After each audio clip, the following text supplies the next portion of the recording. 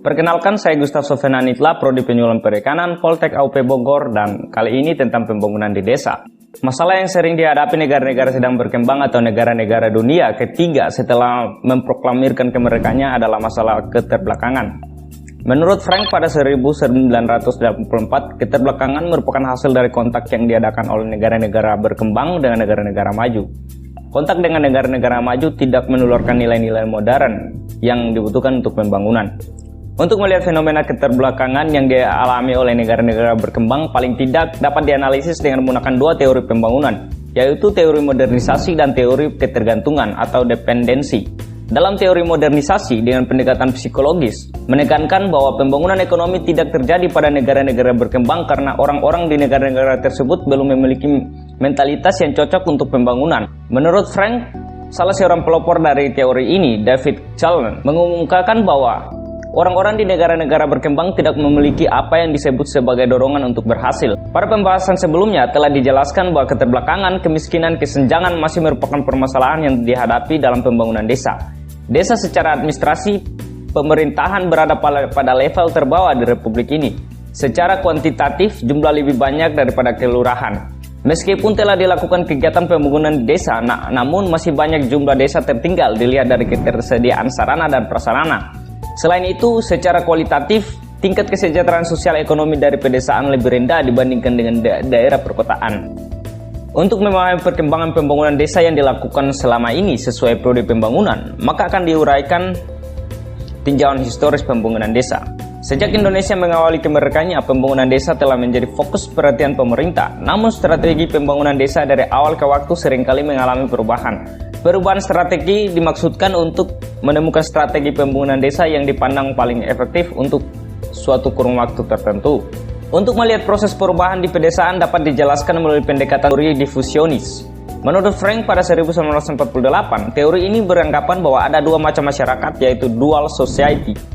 Di negara-negara berkembang, yang satu modern, di kota-kota besar yang sudah mengalami kontak dengan negara-negara maju.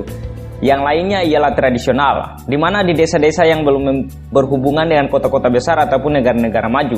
Teori divisionis mengatakan pembangunan di desa-desa bisa terjadi kalau nilai modern dari kota ditularkan ke desa. Jika disederhanakan, maka untuk mencapai kemajuan di pedesaan sangat dipengaruhi oleh intensitas interaksi antara masyarakat desa dengan masyarakat kota. Disadari bahwa interaksi desa dan kota mengalami kendala karena faktor isolasi fisik, mobilitas penduduk yang rendah, dan pengaruh nilai-nilai sosial budaya masyarakat desa. Untuk melihat pembangunan desa di era pemerintahan saat ini, dalam 4 tahun terakhir, komitmen pemerintah untuk membangun desa tercermin dari triliunan dana desa yang dilontarkan hingga mencapai 257 triliun rupiah. Sudah 257 triliun anggaran yang diberikan pada desa.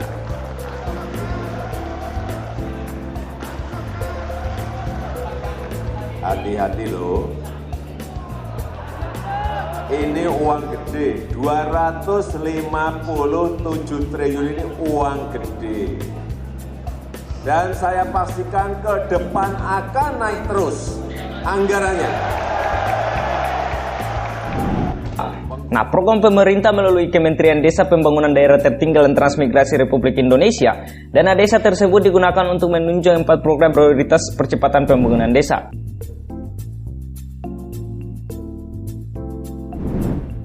Dikutip dari CNBC TV, Presiden Indonesia Joko Widodo dalam menggelar silaturahmi dengan pemerintah desa se-Indonesia di tenis indoor Senayan, Gelora Bung Karno, pada Rabu 4 Oktober 2019. Di depan ratusan pemerintah desa, Jokowi menegaskan komitmennya untuk terus membangun desa. Kepala negara mengibaratkan terbangunnya desa sama seperti membangun Indonesia.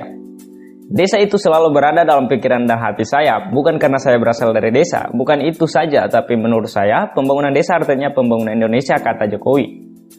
Menurut Jokowi, ada 2 kunci utama pembangunan desa. Pertama, dari sisi kepemimpinan para kepala desa, mulai dari tata cara pengelolaannya yang maju dan inovatif.